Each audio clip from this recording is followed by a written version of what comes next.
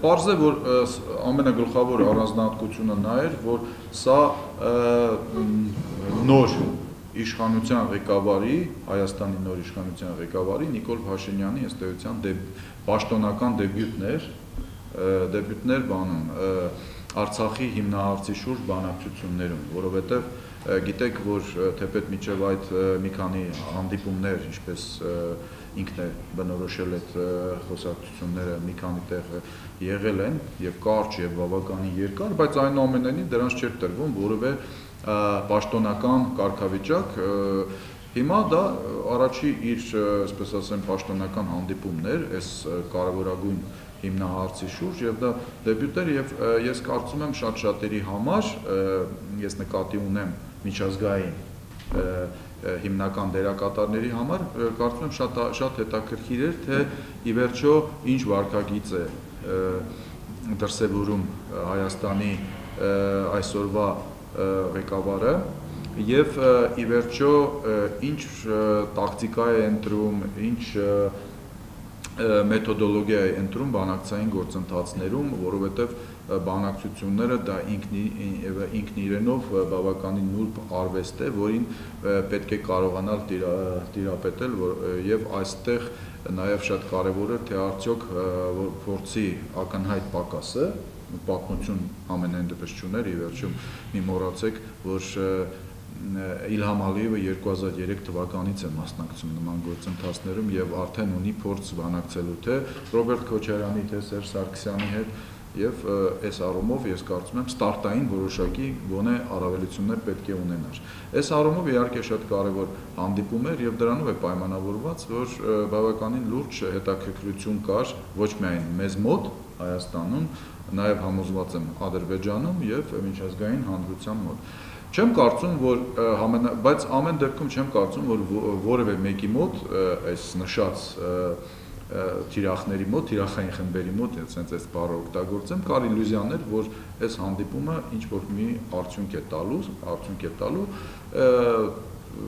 ցանկացած ձևի արդյունք նկատի ունեմ, որովհետև արդյունք հասկացողություններ մեզ ինչ շատ են հարցնում, արդյունք սպասում ենք, թե չէ, ես ասում եմ ինչ ենք, արդյունքը նայած ինչ է, կա դրական արդյունք, բացասական արդյունք, մեզ համար արդյունքը, դրական արդյունքը, դա մի բան է Ադրբեջանի համար, մի բան,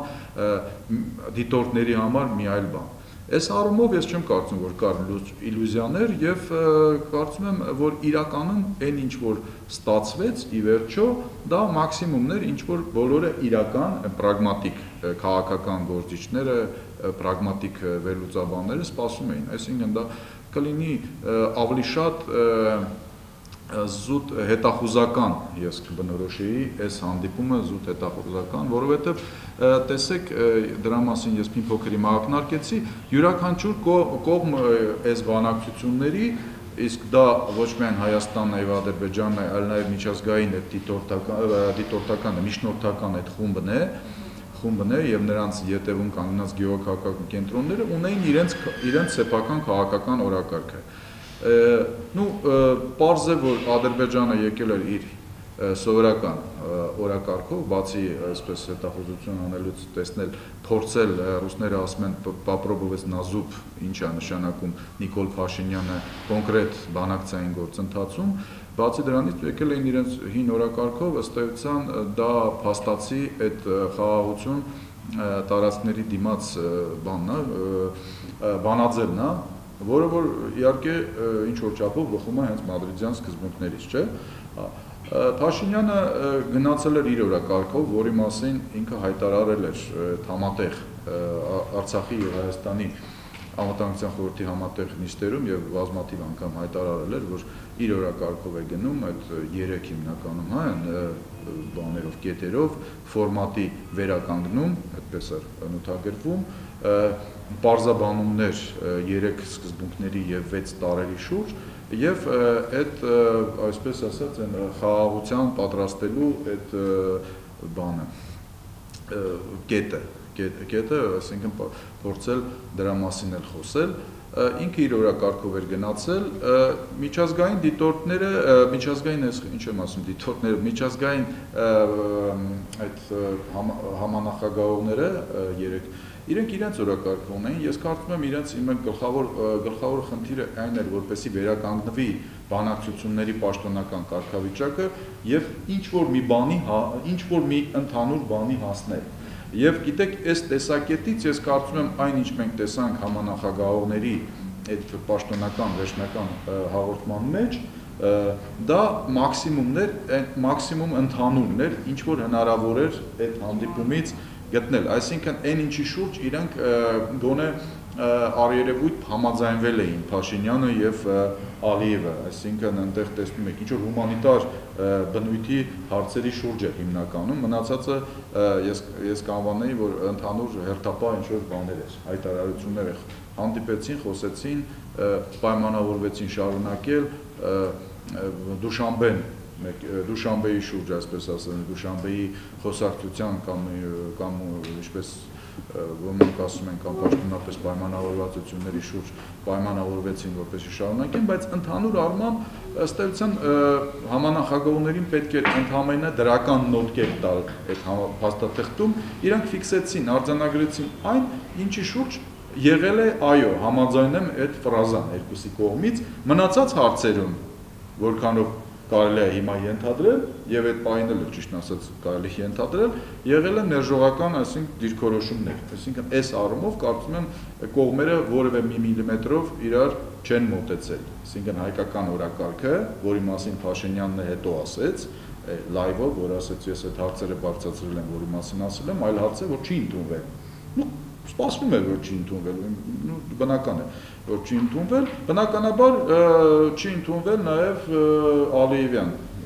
Վակֆի բանը, որ շարունակենք այս ինչից, որ վերջացրել ենք։ Այս առումով ես կարծում եմ արդյունքները բավականին սպասելի էին, ամեն մեկը փորձեց իր օրակարգը ներկայացնել, երբ ասում են, որ պատրաստ ենք ժողովուրդներին խաղաղության, գիտեք, թե Հայաստանում, թե Ադրբեջանում բավականին ներվային են ընդունում, որովհետև ենթադրվում է, որ արդեն ինչ-որ մի բան պայմանավորվել են բոլորի ետևում, ասենք ստվերում, եւ արդեն գործը հասել է նրան, որ այս ամեն ինչ պայմանավորված մնացել է պատրաստեն հասարակություններին, որ պետք է ընկալեք այս ինչի մասին մենք պատրաբան ենք արել, ասենք Հայաստանին, ասենք Հայաստանի հասարակությունին պետք է պատրաստել, որ տերիտորիաներ ենք հանձնելու Ադրբեջանի հասարակությանը, որ պետք է արդեն ըմբռնեք եւ հաշտվեք այն մտքի հետ, որ Արցախը կարող է Ադրբեջանի տարածքից դուրս կարգավիճակով լինել, անկախ նրանից այն միջանկյալ տարբերակով, թե առավելևս եսի մի այլ տարբերակով, մի այլ կարգավիճակով, այսինքն ենթադրվում է դրա համար էլ բավականին նյարդային ընդունվում դա, որ մեր մեջքի հետևը ինչ-որ մի բան պայմանավորվել են թափում, մեզ չեն ասում։ Ձեր կարծիքով ինչու հենց հիմա նամակը հրապարակվեց, ինչու հենց հիմա որոշեցին այդ մարդիկ խոսել, երբ օրինակ ասենք Ռոբերտ Քոչարյանի նկատմամբ պիտի գործեր են ընթանում, դատարանում, կարծում եք սա ուղղորդված էր, որովհետև կարծես թե միակողմանի են բոլոր հայտարարությունները։ Դե գիտեք, ես կարծում եմ ակնհայտ է, որ ամեն դեպքում թիրախը տեղ Ռոբերտ Քոչարյանն էր, այսինքն այդ նամակում հնչած այդ սա մեղադրանքների թիրախը, պարզ է, որ ասում է կեղծիքով է ընտրվել բան, բայց ասեմ ձեզ, որ բավականին ես կարծում եմ ամեն ինչ շատ անորմալ եւ շատ ոչ պրոֆեսիոնալ ձևով է արվել, որովհետեւ հիմնական թիրախներից մեկը դառնում է այնտեղ Վազգեն Սարգսյանը։ Այն ում մասին, ասենք Շիրխանյանը խոսում է որպես գիտեք, իր ընկերը, իր, չգիտեմ ինչը, եւ այլը, որովհետեւ ստացվում է, որ եթե կեղծիք է եղել, իսկ որ կեղծիք է եղել, ես համոզված եմ, հարցը դառնում չի։ Հա, որովհետեւ ես գոնե այդ ժամանակ մասնակցել եմ process-ին 98 թվականի ընտրություններին, բայց խնդիրը դա չէ։ Հիմա ով արել այդ կեղծիքը։ Այդ շտաբում, նախընտրական շտաբում Ռոբերտ Քոչարյանի, նույն Շիրխանյանը քարոզչության, եթե չեմ սխալվում, ղեկավարն է եղել։ Քարոզչության համար պատասխանատուն է եղել։ Պարզ է, որ իրական տերութիրականը այդ process-ի Վազգեն Սարգսյանն է եղել։ Հիմա երբ որ դու մեղադրում ես, ասում ես կեղծիք ա եղել, հիմնական քո թեզերից մեկը այն է, որ կեղծիք ա եղել։ Ես 27-ի դեպքով նայել չեմ ասում։ Այդ դեպքում փաստորեն այդ թիրախը, այդ ռիկաշետով առնվազն խփում ես անկով։ Եվ պատահական չի, որ եղբայրը Վազգեն Սարգսյանի, եթե նկատել եք Վազգենի եղբայրները երկուսն էլ բավականին համեստ են իրենց պահում, այսինքն իրենք այդքան շատ չեն խոսում Վազգենի անունից, ինչքան բանը ուրիշները, ոմանք, Վազգենի, այսպես ասեմ, ընկերները,